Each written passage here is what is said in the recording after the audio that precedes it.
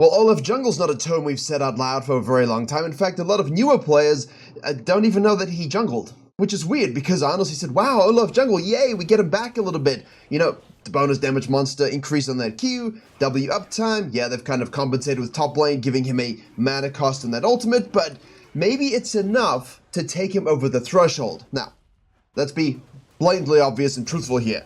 It's not quite enough to make him any sort of S or A tier jungler, but is it enough to make him power viable for the Aguran types of the world, the people who understand that, hey, this is what this champion can do in terms of scaling, fisting, and snowballing, because classically, yeah, he's been really strong early, but mostly you get lower in the jungle, you like to full clear quickly, and you come out with huge, massive leads. And honestly, a lot of junglers at this particular stage are not thriving with that playstyle, but because he has that innate fight ability, maybe he is one of those champions. Now, blue side finish here is actually pretty solid. We're going for a 223 cross. It's really good actually on that increase. We're ahead of a Belvethan tempo on the red side. Rek'Sai still been playing top despite the nerfs. I mean, some people don't read patch notes, and also sometimes patch notes don't actually do anything of value. Let's be honest. So for once, a Belveth isn't weirdly invading and is just doing a full clear, matching up so far with the Olaf. However, I had to speak out loud. We got the Talia in the mid lane here. The Belveth sees a potential gank and decides to begin to move. So all she'll have to do is a Q, Q, Q, W, and there it is, and a sucky, sucky, sucky after small attacks, and she dies. I mean, this champion is just outrageous, honestly. Absolutely outrageous, but you absolutely must head over to Virkayu.gg. I have a free jungle improvement resource as well as a dedicated program where we have jungle video courses, jungle coaching, coaching VOD libraries, weekly free video content seen nowhere else, as well as Q&As and patch note rundowns, as well as a private jungle Discord. And if there's one thing I'm good at, it's making junglers reach their goals, as we saw with the record number of people hitting them at the end of Season 13. If you want to climb faster than anyone you know, jungle diff every game you play, click the link below or head to Virkayu.gg. In this case, once, 3 minutes passes by, 250 passes by, and there's no gank on the top side, you kind of know that the enemy jungler's down here, so you should ward here if you're the Talia. That's on her. And the Olaf here immediately with a Gurren-style gameplay. Hey, I've done a full clear, I'm feeling good, but, my bottom lane are not in the picture. Their bottom lane are coming back to lane, and I don't think I want to fight over Scuttle Crab, which is a long far cry away from what the Olaf used to be. Because basically it was like, I finished my full clear, and let's fight. Let's go scuttle gaming. Yes. Obviously, we used to want to kill each other over the scuttle a lot more than we do now. And, fortunately, we've learned restraint here. We no longer kill ourselves and each other over the scuttle for no particular reason. We do it over the grubs, but not the scuttle crab. So that's I like to think that's growth. Now, obviously, the Akali here is a much smarter player than the Talia, who should have warded down, knowing that the Belveth was going to be here. Laners, you got to track and trade relevant to this. Junglers, you got to ping this so that they have help from you, because it's also your job to do that. It's firstly your job to do that. This ward here is not the good ward, because we can easily stick to the wall and avoid all detection. What you should have done is honestly just slapped it up a little bit more in the river, even over the wall here just a little bit, will give enough coverage that the Olaf cannot cross this at all. Currently, we can't cross it. Now, he should not be pushing it down. I don't know why we're pushing it down. We saw the Akali go ward. That isn't.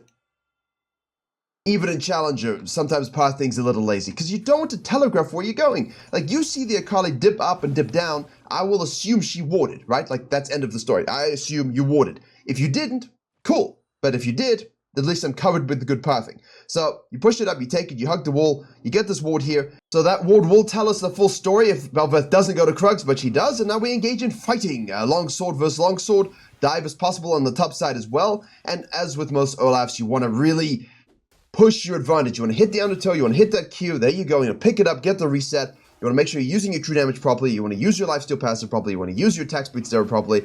There we go, there's the E, and now obviously the Camille goes over the wall, and the Rek'Sai with a the Rek'Sai is owed a huge gift basket tomorrow from this Olaf. There's a Q hitting again, and of course another E. Rek'Sai tanks, Rek'Sai sustain is not quite enough, so there's the nerf coming through, ha ha ha. But yes, 2 points in Q at this particular stage.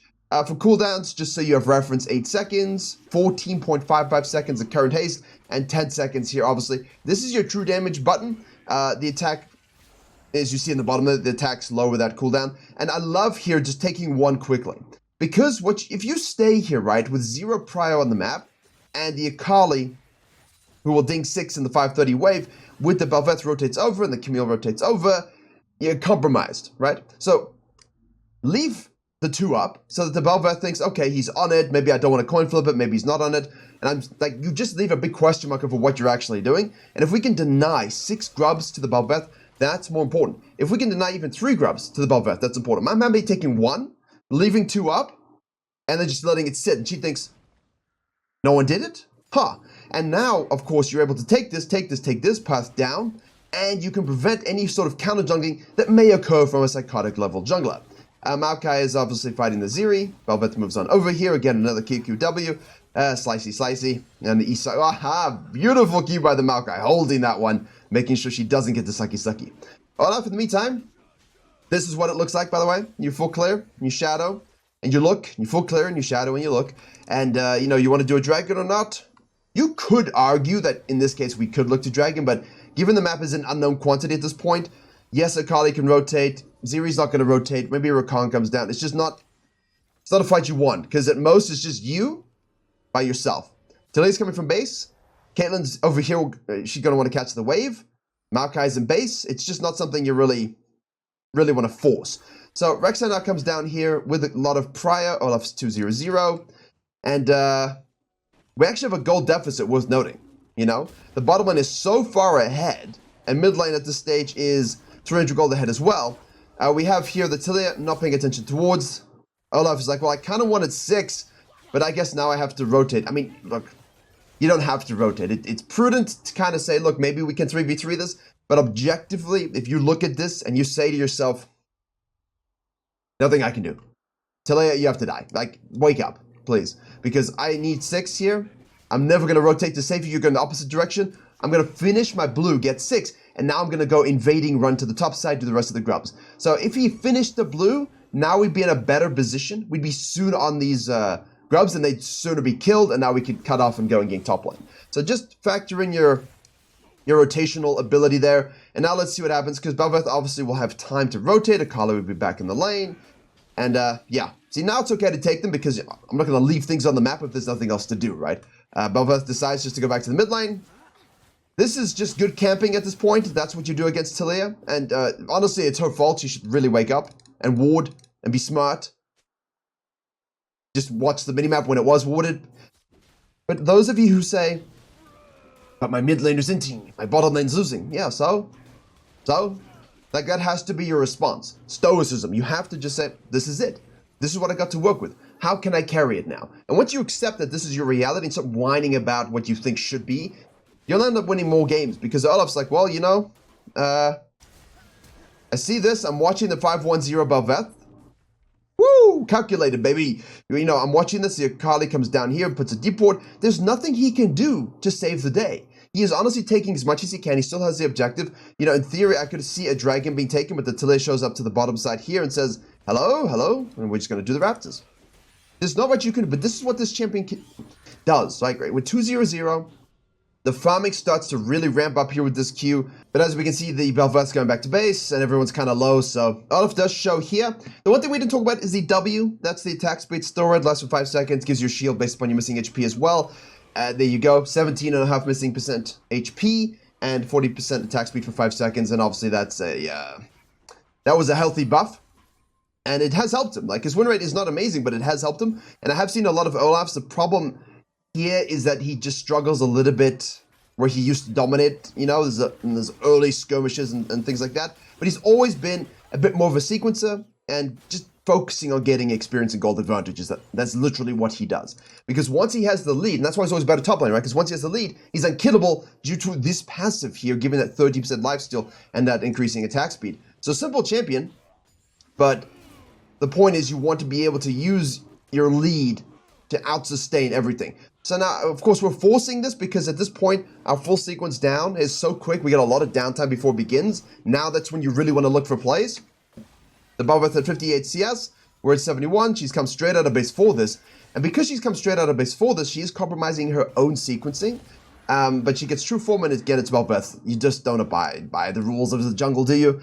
You honestly, I don't know. I don't know. It's almost like the Lavender Stacks thing, which of course is a thing.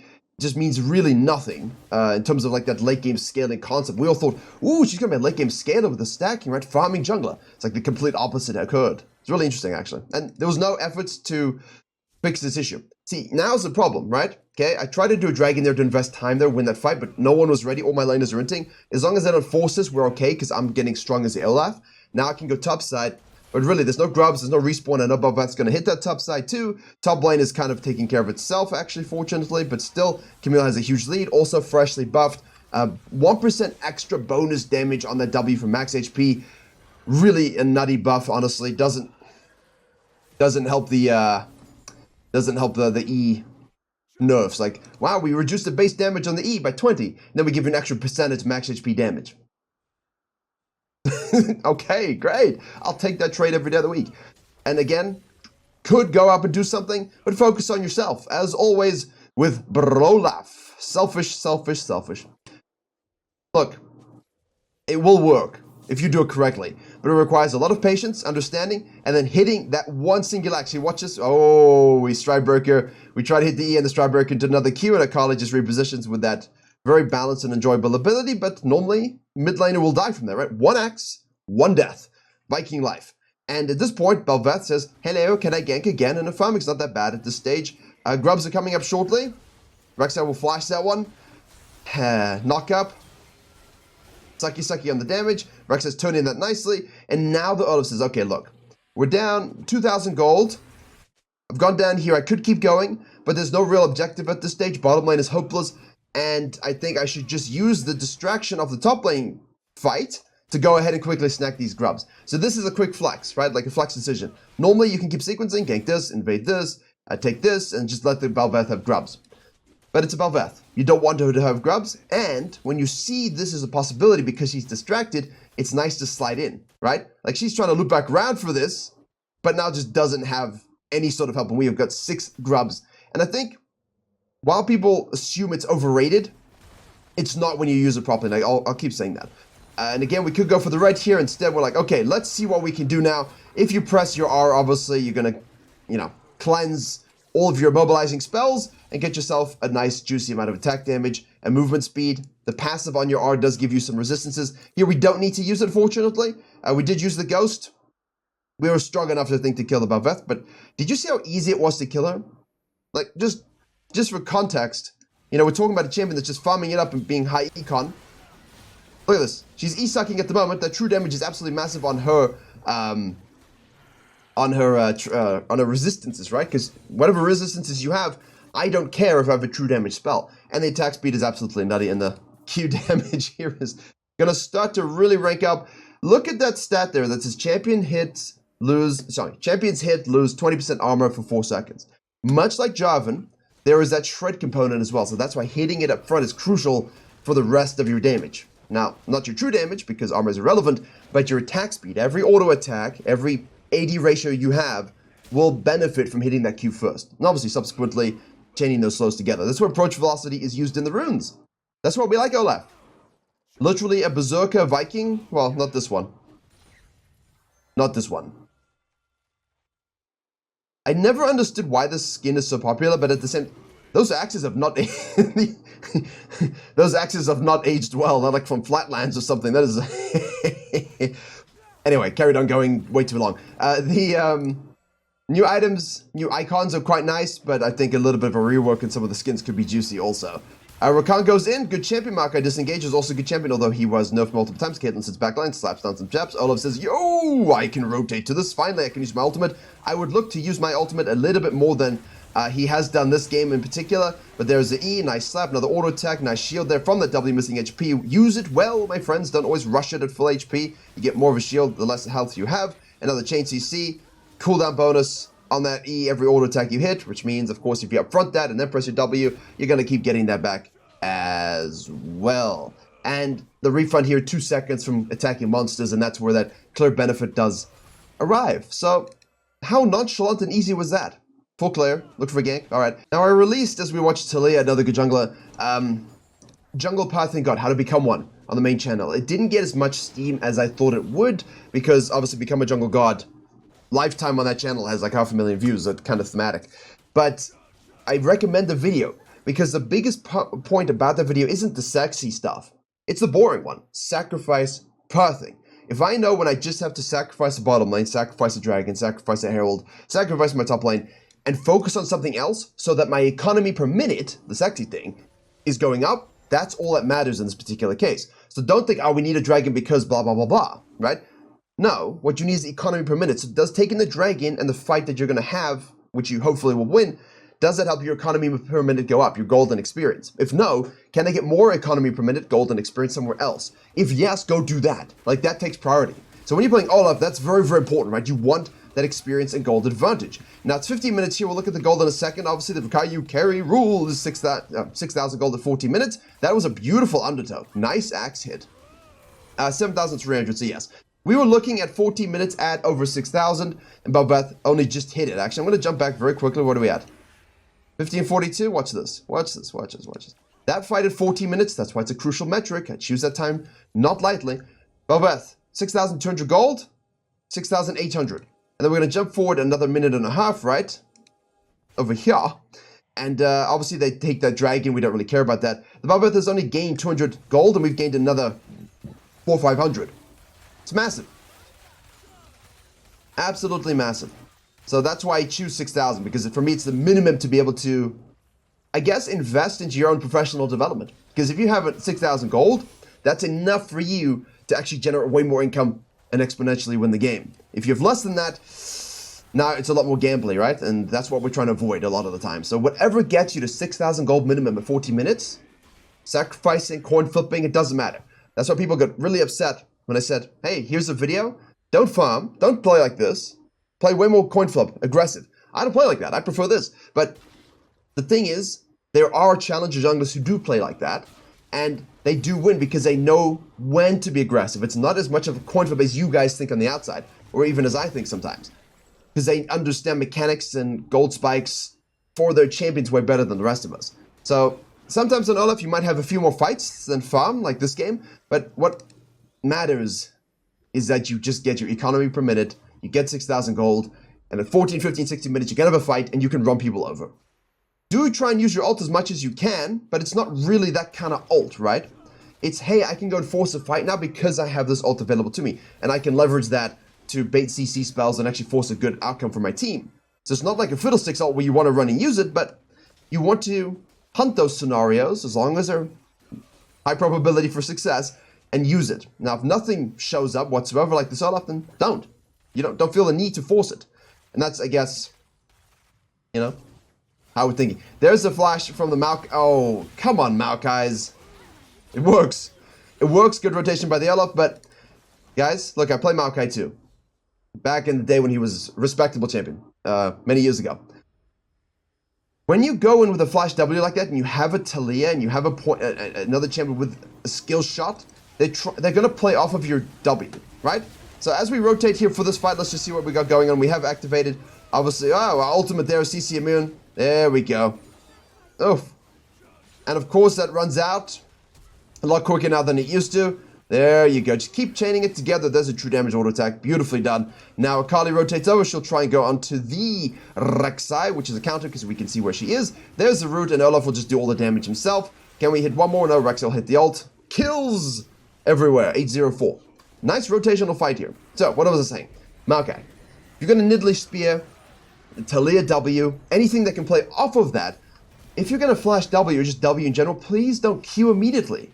You have time to auto attack, usually get your heal suck, you let your team chain CC, and then save your Q for after that. Because half the time I see Maokai's W and Q immediately, and the other person didn't know that, and they just miss a crucial spell. Much like the Talia there, so be mindful of this. And then, of course, in Flex 5s, work on that together. But your W is a root in one place that the Talia can guarantee she's going to hit a W on. Whereas if you Q, that's a skill shot that you can knock in different directions and she doesn't know where he's going to land. And that's less effective. So let them place a Talia W and all that stuff on the right place. Be patient. All of the meantime, doesn't really matter. As long as they get CC'd, hit your axe and keep hitting your axes for all time. Emax secondary here. Gold is not 10,000 from that. We are into the Stride Breaker, Sundered Sky. This is what we like. He's going Randuin's next. I did see that, and I didn't like it. I think it's a little silly. It's not going to do as much as you think against the Malveth. It will help against Aziri, obviously. But I don't think it really matters, because you can kill everybody yourself. And the biggest thing is a coin flip random death from someone bursting you down. And thus, the standard item here would be your Sterex gauge. Just go Sterex by default. The Q miss on the blue there, we all do that. That's a classic. But what a nice, relaxing game. And now you're thinking, wait a second, what if it's chaos? What if it's chaos? I mean, you can't ask for a worse situation where your top laner was losing, your mid laner was inting, your bottom lane was losing, every lane was losing, straight up, and he carried them. That's it. He carried them. That's what he did. Belveth does a knock up there, and she's done very well herself, but because he had the baseline of smart, sacrificial pathing, his economy was great. Well then, we do have Vault available though, and Stride Breaker, so we can just slow them and run away. It's a good burn, but it's a low cooldown, you see that? 72 seconds already. Does cost 100 mana now, though, so if you're out of mana, rough luck. Red team shows up, Belveth decides to flash in. Olaf now has a lot of shield on his W and lifesteal, you see that? A lot of shield and lifesteal. You're always clenching when you do it, but then he just heals up, heals up, heals up, has Sundered Sky. Your attack speed, remember, the attack speed boost gives you shield and missing percentage HP, okay? And you have lifesteal here based upon your missing health as well. So you've got an attack speed steroid, which lifesteal functions off of when you auto attack stuff. It's just a synergistic kit. People always get baited in. And obviously this was what, 600? Now it's 1300. Strong item. And here we go again. On his own, because his team are not quite... Like, Caitlyn's doing a good job now, I think. Like, she's caught up and she's done a solid job, and Marco's been great. But earlier on, we had to give up dragons, we had to give up ganks in the mid lane, we couldn't really do too much top lane, even though Rek'Sai did help us. So there was a losing situation in every lane, and we navigated it by sacrificing everything. No dragons. Well, not everything, because here's the thing, and Olaf's very good at this. I could go do the dragon and coin flip it a little bit like we've been speaking about, but at the same time, why? If I let them have that, then I can get the grubs. If I let them have a certain thing, that I can get the grubs and counter jungle. So basically, he's able to get at least one thing somewhere else in exchange for 3 dragons. And now you're thinking, well, what about the soul point? What about it? You guys care about the soul point? I don't want to give souls for free, and ideally I would get a dragon, but my bottom lane was losing. I just want to get to this moment in time where I'm the strongest person in the game, so it's easy to carry the fight. There's Rex on the Kali. There's a Stride Breaker, obviously. We've got, we don't actually have Stride Breaker and Rek'Sai, excuse me. Missed that Q because of the plant. Ghost was activated. Obviously, you can R if you want to chase people down, but I always recommend just using it a bit more intelligently. There's a bottom wave we should probably catch. Mid lane turret we can take. We got Baron. No reason to worry too much about it, but I don't foresee this game going to Soul. And if I use my Baron correctly here with my 6 mites, they're not going to be able to get the Dragon Soul anyway, because I'm going to push the map up so much. Standard, high tempo, challenger macro play. We see this all the time on this channel. And Olaf's always very good at it, as long as you're not one of those Olafs that AFK farms in a negative way, right? We didn't AFK farm in a negative way. We AFK farmed in a map control way. At no point did you think, hey, this guy's farming and leaving things on the map. At no point did you think, hey, this guy's farming and losing the game because of it. It was all because he had to. Now, obviously, we have the TP flanks here, and Olaf's just like, well, if I kill everybody, what good is it? Look at this. That's why Olaf being ahead is really funny. Obviously, the Randuins has helped a lot here, but Sterex also works. He's going Sterex next from the looks of it. They can't kill him anymore. That's your job, to get to this stage and be really obnoxious. And because of your ult and getting that extended duration as well, 2.5 seconds every time you hit your E or your attack, you can really keep going in a bunched up team fight. There's the ult from Maokai. Sticking on the Akali. Obviously we have a smite, we just need to make sure we hit our Q. She's going to try and dodge it. We'll just hit the E first. Stride Breaker. There you go. It's not difficult. The difficulty is in the jungling application, right? Like, it's mechanically not that challenging. It's just hitting your Q is not that easiest thing in the world, but it's not a difficult concept, right? It's a skill shot. It's just understanding what you need to do as a jungler. And obviously now with 1307, gold amount 14,000, healing on this one is 2,600. Normally at 2,300 I would have based, but at this stage he feels like, look, it's 3 atoms. I'm so strong. Rek'Sai's here. My team's coming. If I go back to base, they don't have me. So I better stick around and shadow my team. If I go back to base by themselves, they're all going to die, which is a logical assumption. And because you have a lot of CC and tankiness, you can actually be free to just kill people, which is good. Which is good. Nice E from the Bel'Veth. There's a Rek'Sai knockup again. Akali goes backline, rooted and killed. Caitlyn gets to do free damage to the backline. Olaf is just chasing people down, running people down. And pretty solid here. Approach velocity. Doing a good job. 100 seconds of time spent hasted. 100 seconds. That's massive and hilarious at the same time. I think OLAF Jungle is absolutely badass, solid. This patch, the win rate does not represent this. Please understand that. Because you have to jungle a bit more high IQ.